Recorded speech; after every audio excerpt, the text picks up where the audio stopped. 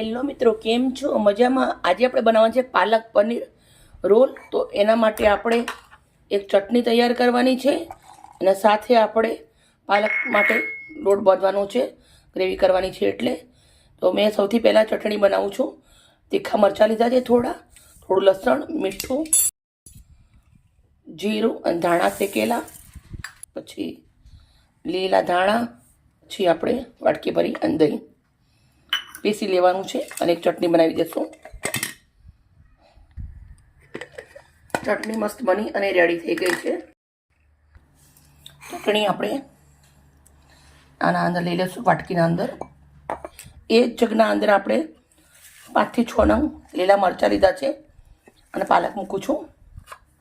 પાલક મરચાં પીસી લેવાના છે. એક પેસ્ટ બનાવી દઈશું. થોડું પીસી લીધું છે. હવે અંદર થોડા લીલા ધાણા નાખવાના છે, સૂકા ધાણા અને જીરું શેકેલું મોટી 1 ચમચી, 2 ચમચી દહીં. હવે સરસ ફેરથી પીસી લેશું અને પેસ્ટ પાલકની રેડી થઈ ગઈ છે, મસાલેદાર સરસ દહીંવાળી. અડધી વાટકી ઘઉંનો લોટ લીધો છે, અડધી વાટકી મેંદાનો લીધો છે, નાની વાટકી લોટ આપણે લીધો છે. અજમો નાખ્યો છે, થોડો તેલ નાખું છું 2 ચમચી, અડધી ચમચીથી ઓછું મીઠું નાખું. હાથથી મિક્સ કરી દેવાનું છે. હવે આપણે જે પાલકની પેસ્ટ બનાવી છે એ નાખું છું.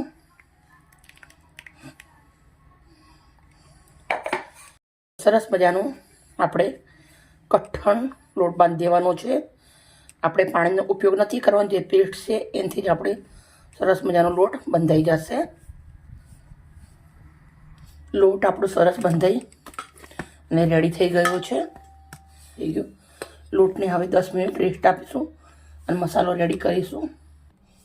આ 3 જાતના મરચાં લીધા છે. થોડા હું મરચાં કટ કરી લઈશ. અડધા મરચાં લેવાના છે. આપણે કટ કરી રેડી કરી બતાવું છું તમને. 2 ચમચી તલનું તેલ ગરમ મૂકું છું. થોડું જીરું નાખું છું, થોડી હિંગ, સમારેલી ડુંગળી, કટ કરેલું પનીર 100 ગ્રામ, 3 જાતના શિમલા મરચાં અને 2 નંગ તીખા,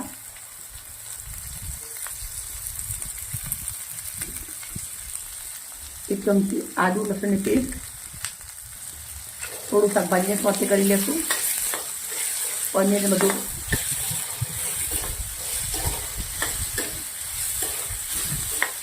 ત્રણ થી 4 મિનિટ આપણે એને સોતે કરવાનું છે.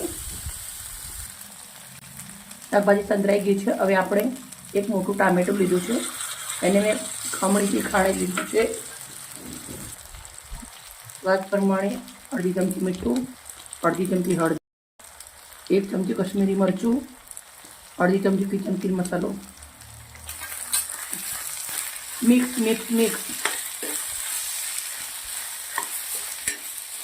ગેસનો તાપ ધીમો રાખવાનો છે. 2 થી 3 મિનિટ સુધી આને ટામેટાની ગ્રેવીમાં મસાલા જોડે સાતળવાનું છે. તેલ મસ્ત છૂટી ગયું છે. થોડો ઓરેગાનો નાખું છું, પછી લીલા ધાણા અને લીલું લસણ આપણે કુંડામાંથી લીધું હતું, એને હું આવી રીતના ધોઈને રેડી કરી દીધું છે. તો અંદર એકદમ ફ્રેશ કટ કરી રહી છું.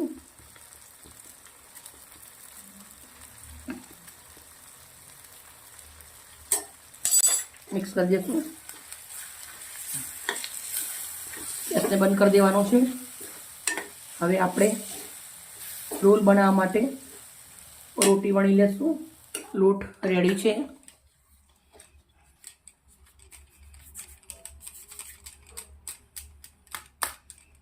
રોટલી વણી લેશું. થોડું અટુમણવાળું કરી દઉં છું. રોટલી સરસ વણાઈ જાય એટલે.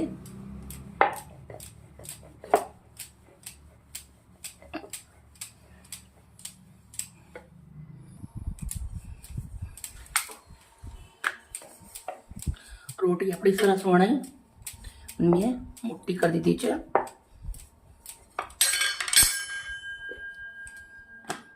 ના જાડી કે ના પતલી આવી વણવાની છે આપણે. તવો ગરમ મૂક્યો છે. રોટલી આપણે બંને બાજુથી શેકી લેવાની છે.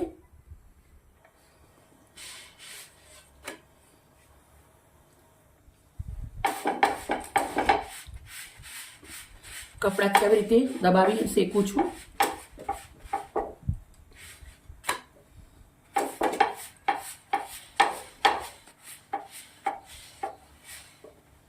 સરસ આવી ફૂલવી જોઈએ રોટલીને.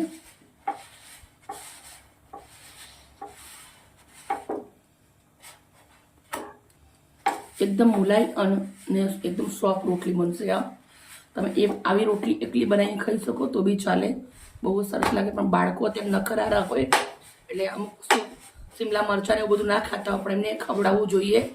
શિમલા મરચાં ખાવાથી આપણા બાલ માથાના સરસ થાય છે અને આંખોનું તેજ વધે છે. આપણી રોટી સરસ રેડી થઈ ગઈ છે.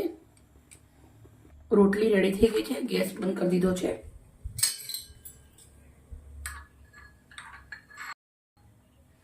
હવે આપણે થોડો એવો ટામેટા કેચઅપ લગાવું છું.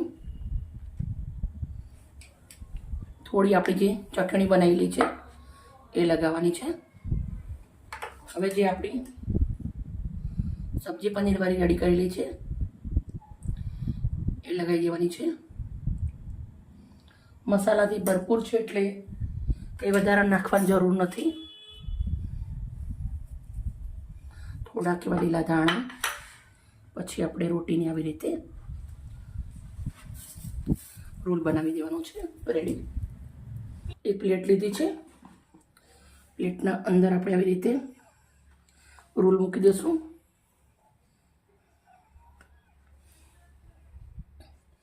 પછી મારા એક પાડોશી છે, એમનો નાનો બાબો છે, તો બા મારા માટે નાનો રોલ બનાવજો એમ કહેતો, તો મેં એના માટે પણ મસ્ત મજાનો એક નાનો રોલ બનાવી દીધો છે.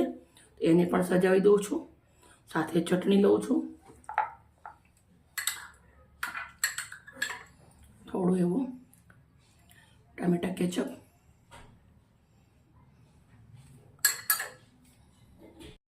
મિત્રો, અમારી મહેનત, અમારી વિડીયો સારી લાગતી હોય તો પ્લીઝ એક લાઈક કરજો, દોસ્તોને શેર કરજો. અને મારું એવું કહેવું છે કે હું બાળકો માટે સ્પેશિયલી ડીશો બનાવું છું, તો પ્લીઝ તમારા ઘરે તમારા બાળકોને બનાવીને જરૂરથી ખવડાવજો. આવી જ મજેદાર રેસીપી સાથે પાછી આવીશ કાલે. Bye bye.